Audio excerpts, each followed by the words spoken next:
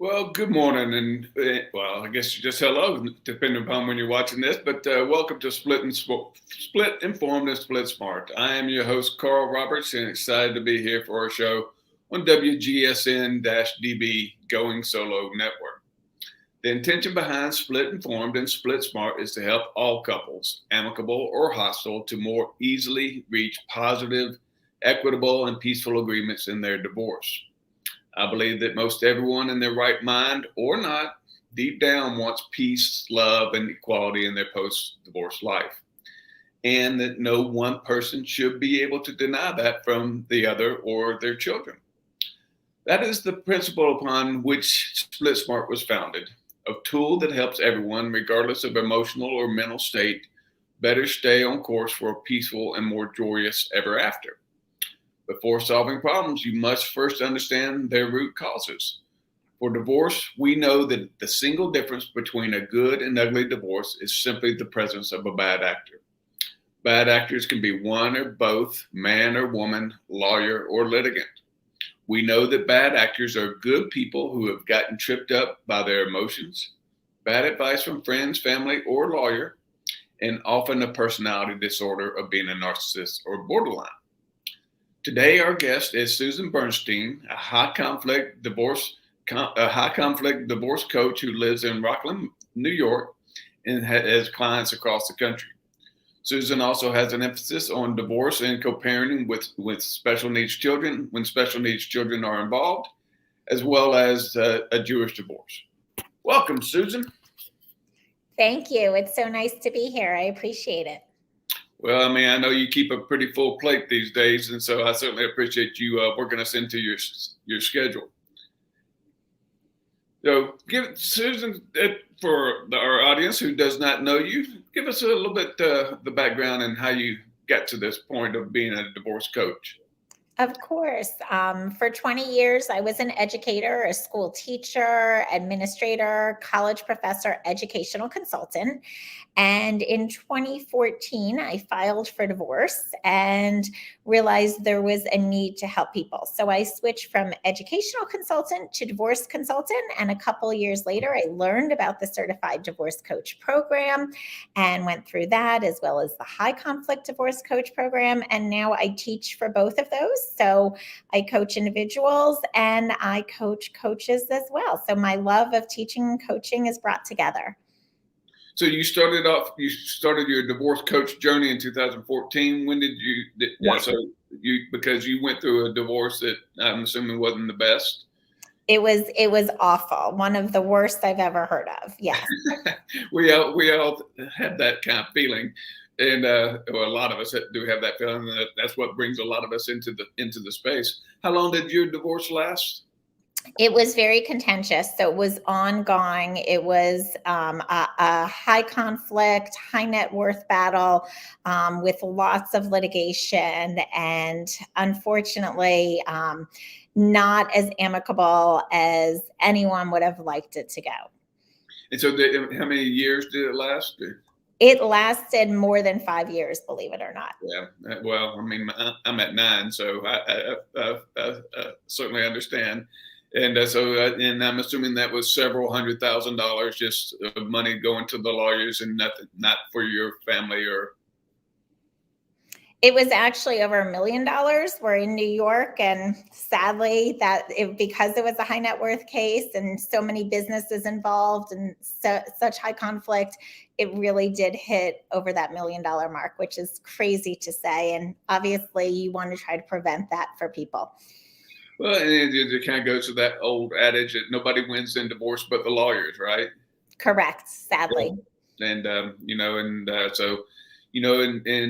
so I'm sure you wish, as well as I wish, that the divorce coaching was a thing way back then, and that we had one in our lives at that point.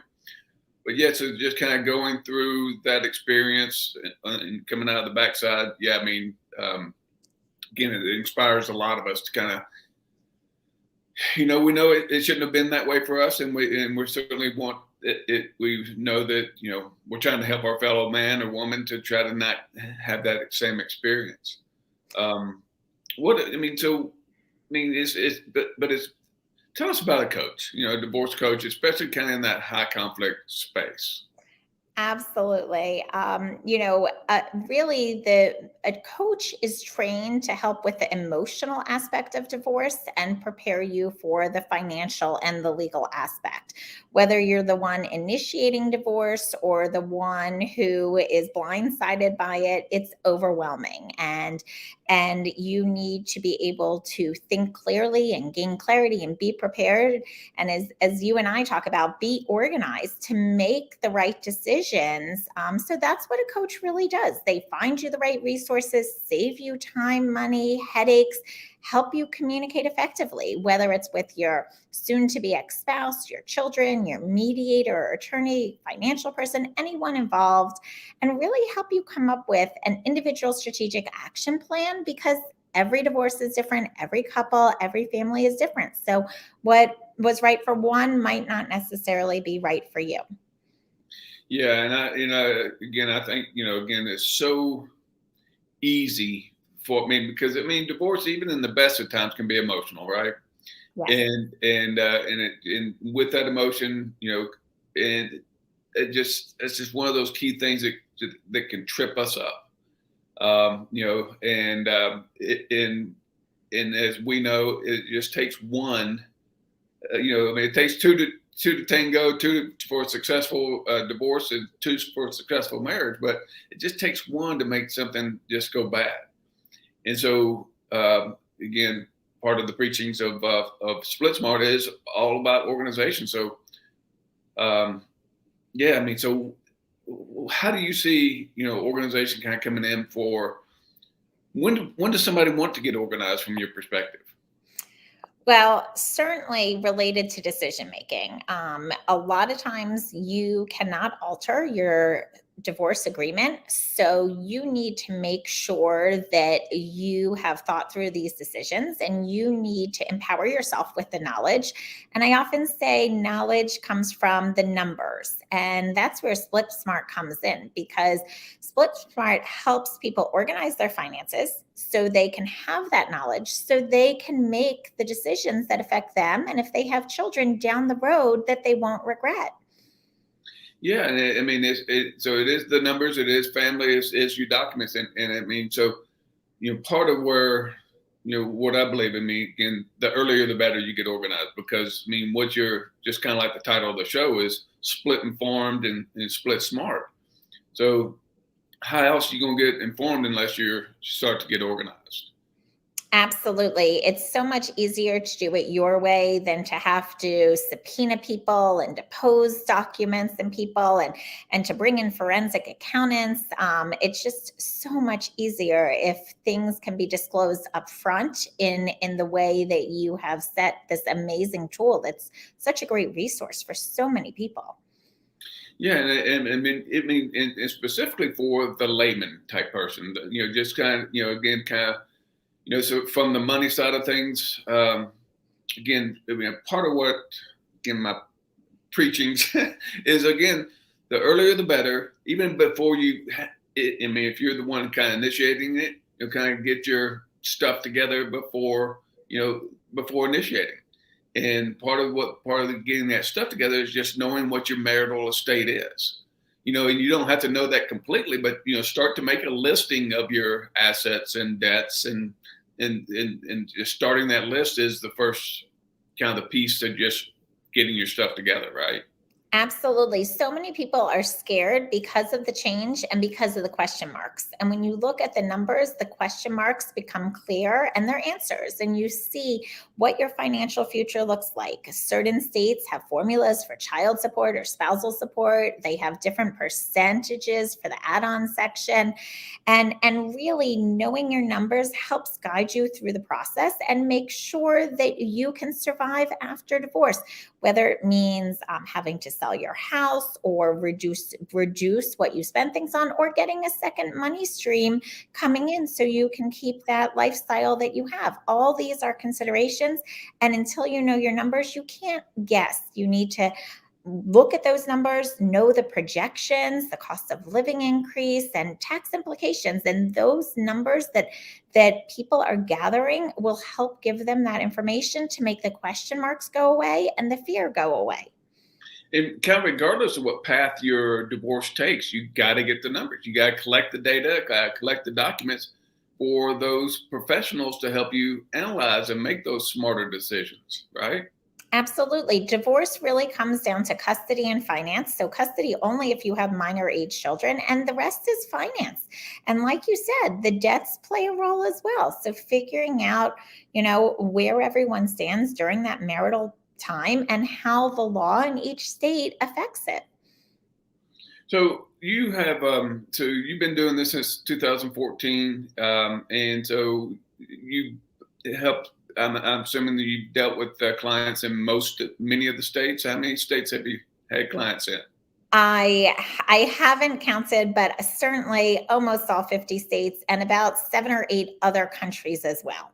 Oh wow, wow! Because divorce is, at one aspect, it's just generic. You're splitting the estate, and there's whether that there's spousal and child support, and then you got to manage, figure out how you're going to co-parent or not after divorce. So yeah, it's by and large, it's pretty generic until emotions or bad behaviors come into play. It's true. And emotions play a big part, and understanding those emotions and how to handle them and how to present yourself so that if you are in court, you don't look like the crazy one to the judge, and how to stay classy and be a role model in front of children if you have them. If you're going to be co-parenting and you have children, you're going to have to communicate with your ex and how to handle all of those things and how to not get triggered. Yeah, and so I think that from the emotional standpoint, that is such a challenge for. So depending upon, emotions coming into play regardless of which side of the coin you're on, right? If you're the target of it, or you're blindsided by it, or it's coming at you, again, your natural response is quite often very reactive and not necessarily always thought out.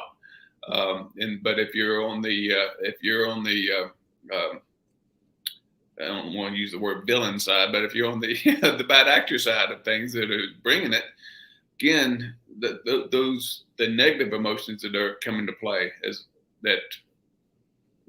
It's true. And it can certainly damage children if children are involved, and it can certainly stop someone from turning the page to that next chapter, and it can really trigger them. And we talk about post-separation abuse. Someone thinks, okay, filed for divorce, I got out, now things are going to be okay, but they're not always okay. So getting a grasp on boundaries, making sure the contract has the details necessary. So if you do have that spiteful ex, they can't find loopholes, and you're not constantly going back to court. That's our goal, is to get, a detailed contract and to stick it in the drawer and only pull it out if need be.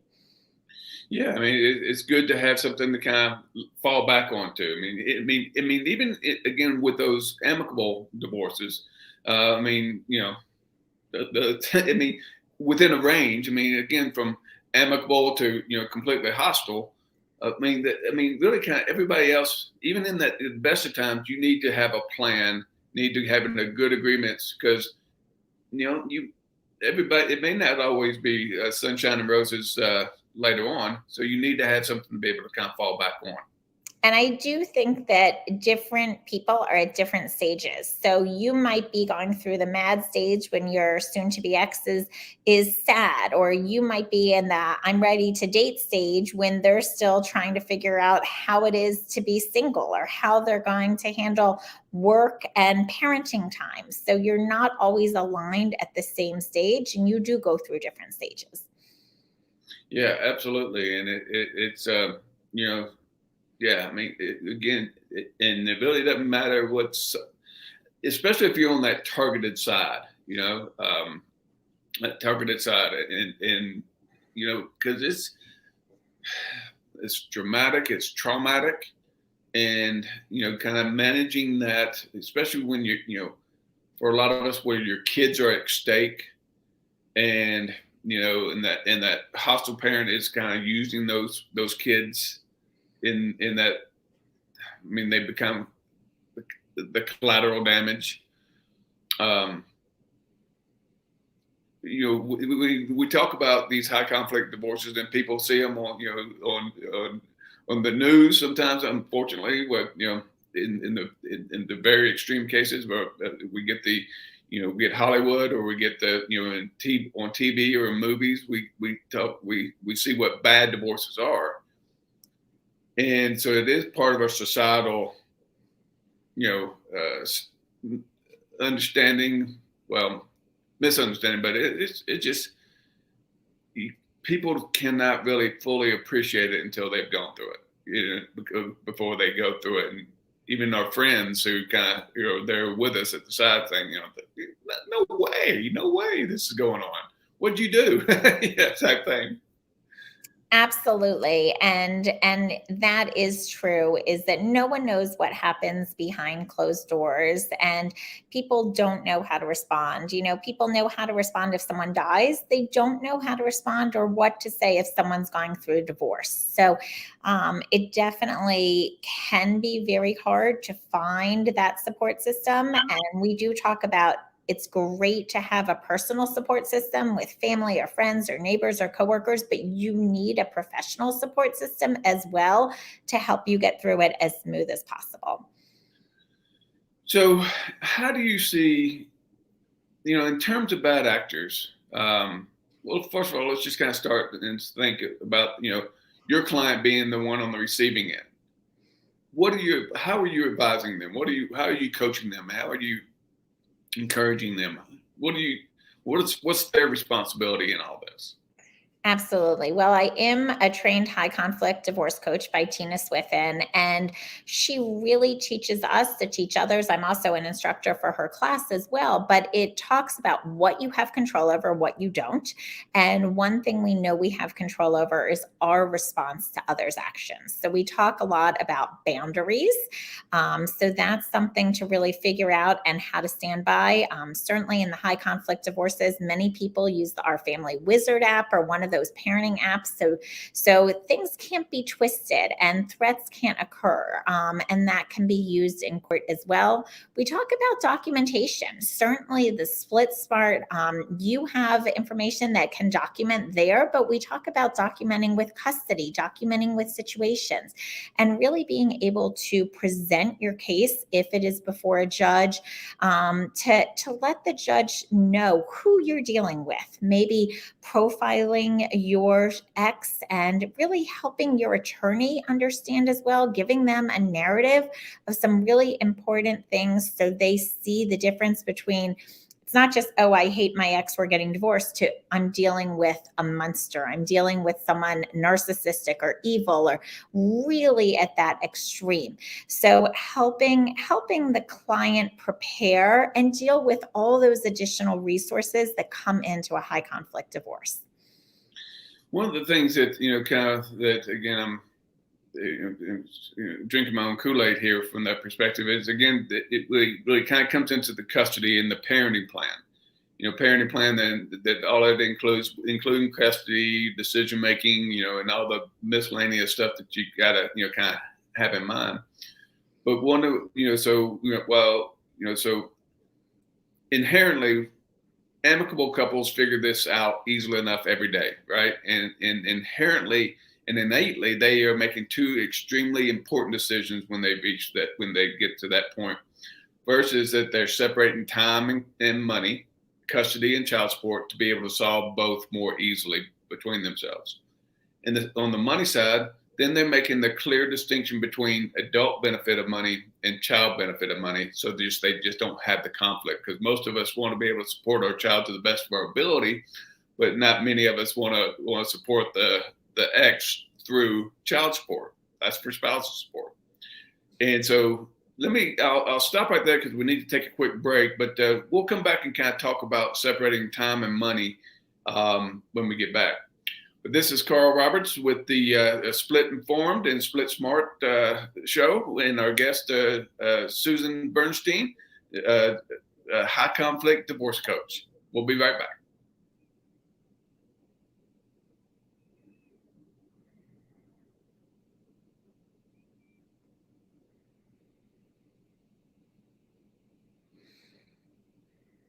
Parents get divorced and become involved in the family court system, there are no winners.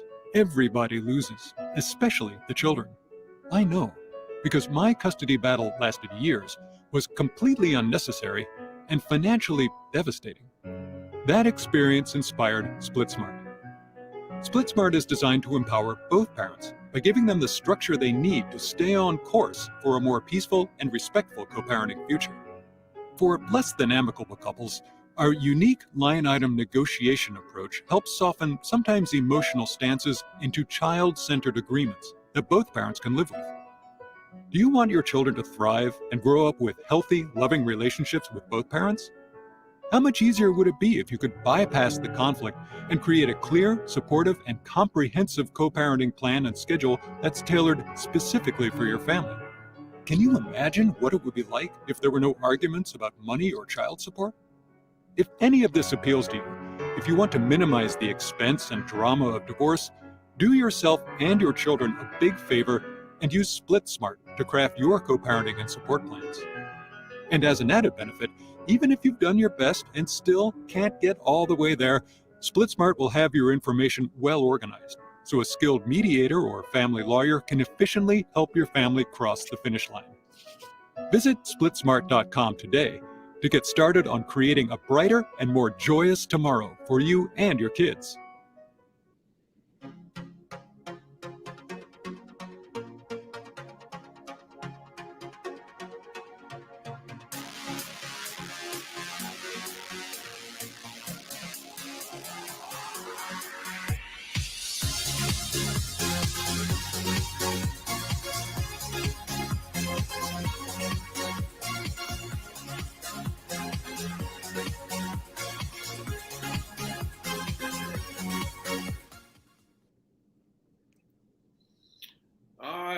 Well, we're back. This is Carl Roberts with Split Inform and SplitSmart, and our special guest, Dr. Susan Bernstein, high conflict divorce. So, Susan, we just kind of talked about, parents separating time and money to be able to solve that. So we know that that's what good parents, amicable parents, mature adult parents do, reasonable, sane parents do. But when you get into that high conflict type situation, it's a whole different ballgame. And trying to figure out the enormous amount of time and money that's wasted in trying to battle custody, these custody battles. Part of my belief is, part of what I kind of fall back to, again, our approach into the parenting plan is that, I believe that a written position softens a verbal stance. And what I mean by that is you got, 4 items of different decision making, 4 different types of schedules: school, summer, vacation, holidays, and about 15 miscellaneous stuff that you really kind of need to address in a good parenting plan. But for each one of those, or a different item, which we kind of take a line item negotiation approach on that. And so most of us don't think that we're the bad actor. You're right. Even though the worst of the bad actors don't think that they're a bad actor. And so most of us don't want to be betrayed by our words, right? And so that goes into the point of a written position softens a verbal stance, because when we start talking about custody and child support and we're,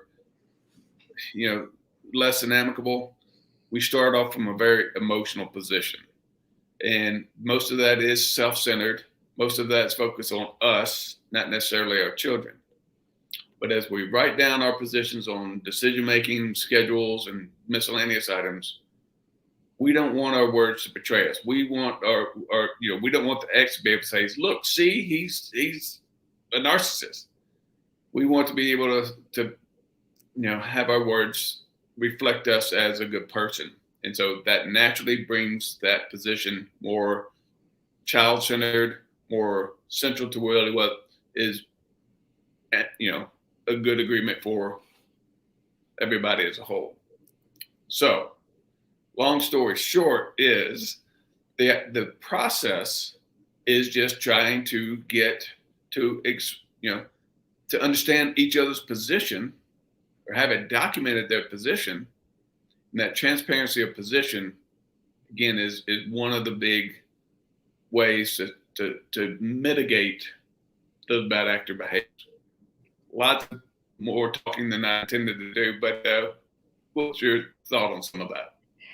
So several things. Number one, I do feel that if you keep the focus on the children, if there are children involved, that what is in the best interest of them, that's a commonality between both parents. Both parents will say they want what's in the best interest of the child. So try to keep that front and center. Number two is to really, and I do this with my clients, and even though I am certified high conflict, there's many states that require mediation first. And I do help, obviously, amicable couples divorce. And I have a pre-mediation divorce coaching package as well to prepare them. And during that pre-mediation divorce coaching package, we talk about what's your ideal situation with finances, with custody. What's your bottom line where you would say, I'm not mediating because I know the judge will give me more in court. And then what's the middle ground of what to do? So we talk about the realistic expectations. I'd like to use the word which Tina Swithin coined, radical acceptance. You're not always going to get justice from the court system. So sometimes, like you said, it is better to try to come up with a compromise out of court. And also, you talk about writing it down. I do something similar with my clients. We know almost every business has a mission statement. I have my clients write a personal mission statement saying a power statement. What's important to them, how they feel. So I do agree with you that if you write it down, you don't get sidetracked, you keep your focus, and often you're able to communicate to that ex why you want what you want and why you think it's best for the children. Yeah, it makes it so much easier. And I do think that, again, it's just, especially when you get attorneys involved. I mean, and so transparency is not necessarily a good word with attorneys sometimes. And so, but it's just that transparency of position.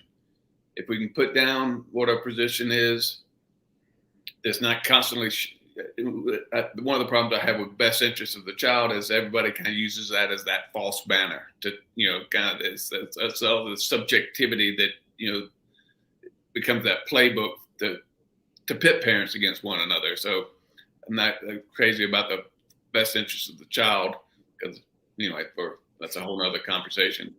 But by putting it down and having those positions transparent, it's kind of, to me, is, the key to everything.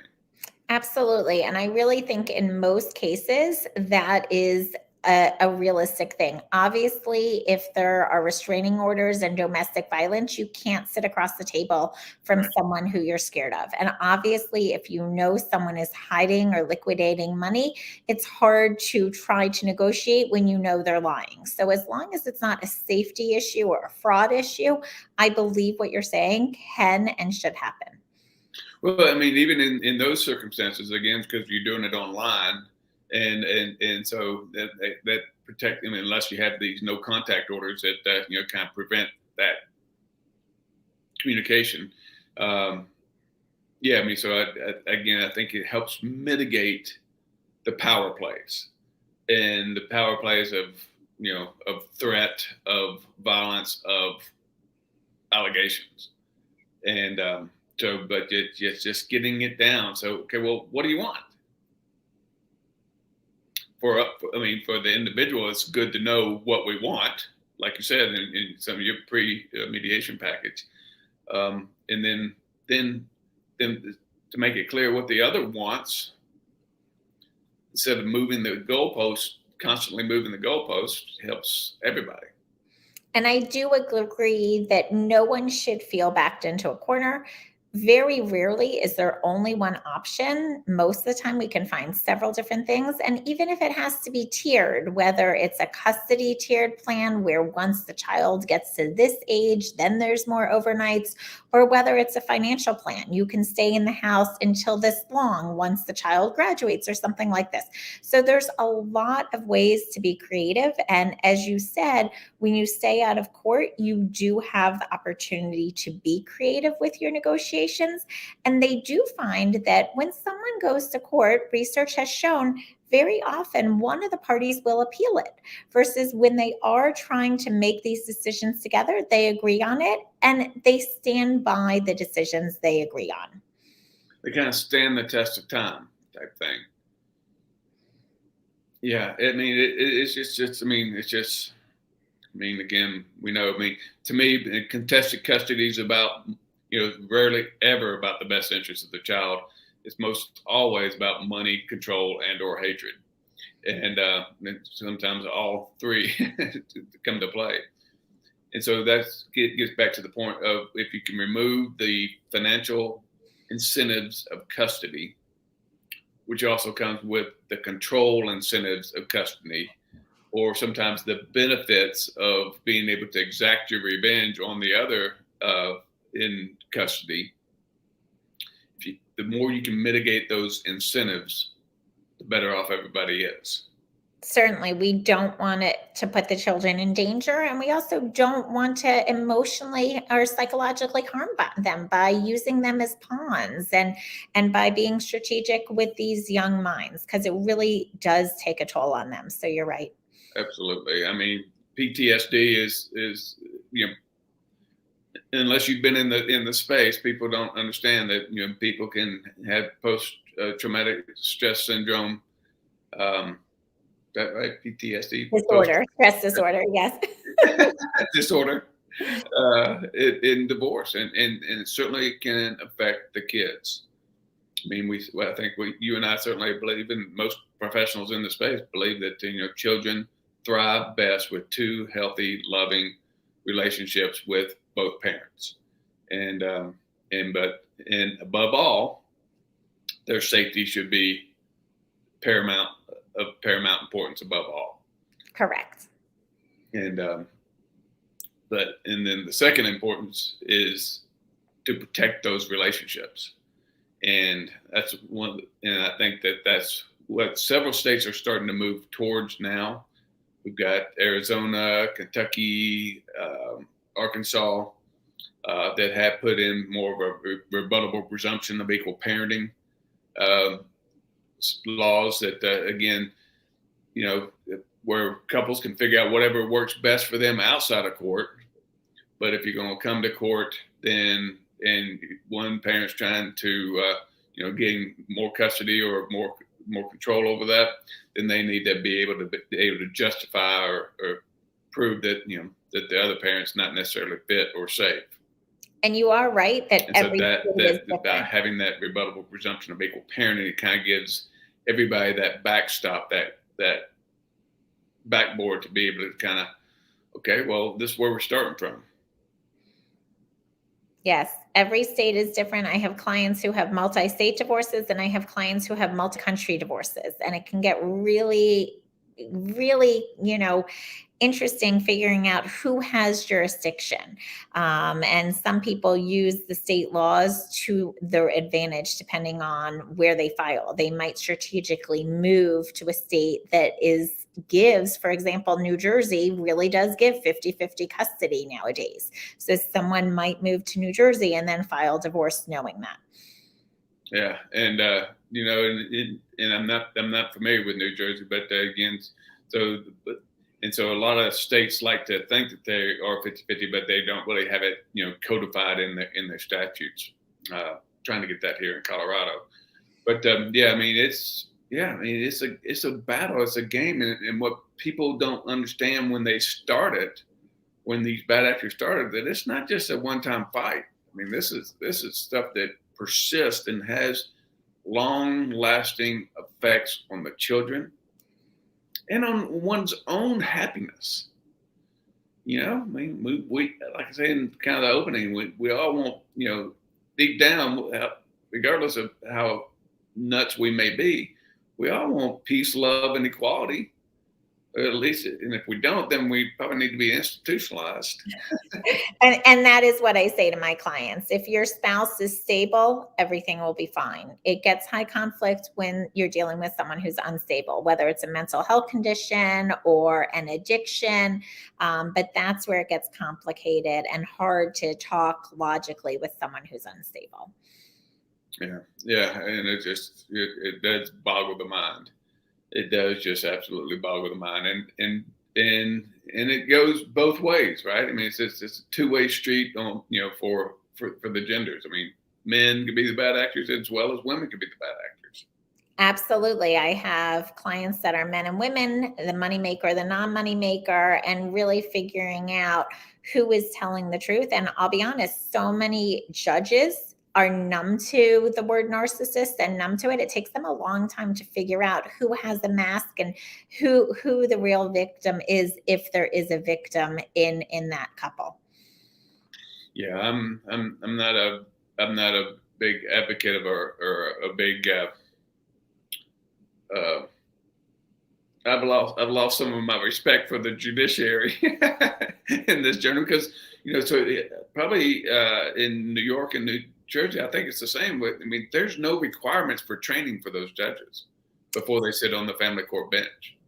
I do believe, because I'm in New York, there are requirements for New York. And I do know every state is different, but in New York, there are certain requirements. And it's just being able to, and so again, so when you're in a contested divorce, basically most everybody's lying about money and the kids are just unnecessarily put in the middle.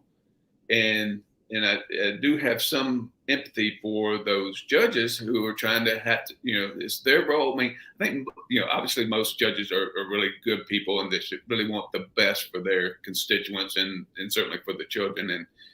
But they're just challenged to kind of have to see through all the BS and all the hearsay and all the lies and deceit and think that they can see through all that and make the right decision. Man, it's stressful for them, I know, as well as, it's just an unrealistic expectation given the tools that they have. Well, a lot of judges do assign guardian ad litem, like a children's attorney or parenting coordinators or a forensic psychologist or forensic accountant. And I really do help those clients in the high conflict cases understand that the judge is looking to these professionals to give advice. So when they're talking to those professionals, they actually have to see the face of the judge and keep it professional and know how to explain your case and what your concerns are. Yeah, and I'm not a big fan either of the custody evaluators and their role, because I think that they are as much of a part of the problem as they are the solution. And then with the judges, again, the overall implicit bias that kind of comes to play in a variety of different forms. It's very controversial. It's very controversial and a really hard system to navigate. And if you're not in an amicable divorce and you're dealing with all these different components, you need a professional or a team of professionals who understands and can help you navigate and guide through the process. And I'm glad you said that, because that really highlights the importance of a divorce coach, especially in this type of a divorce. And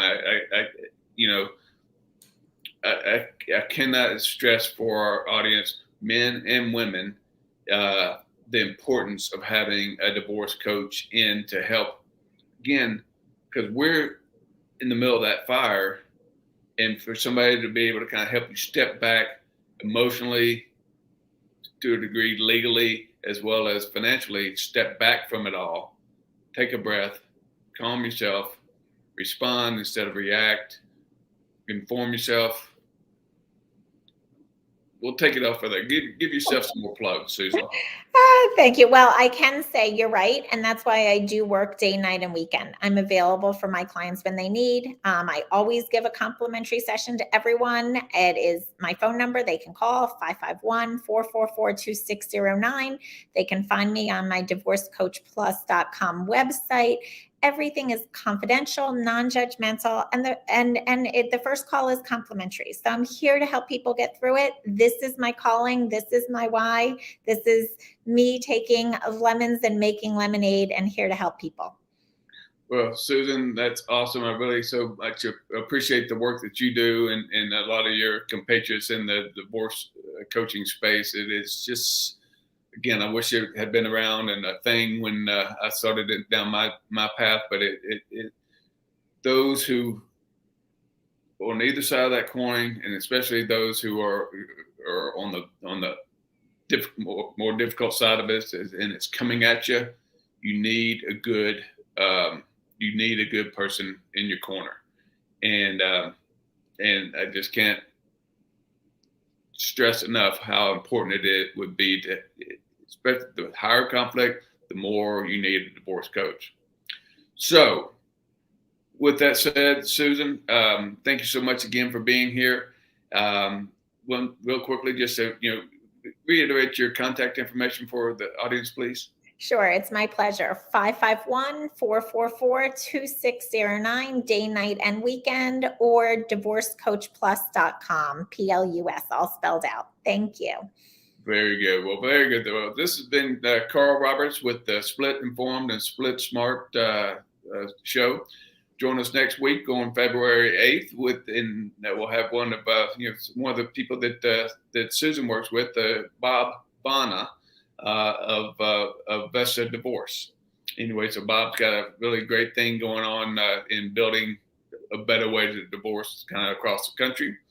And I look forward to hopefully you'll join us then. My name again is Carl Roberts. I can be reached at SplitSmart.com. And thank you for joining us today. Bye-bye. Bye.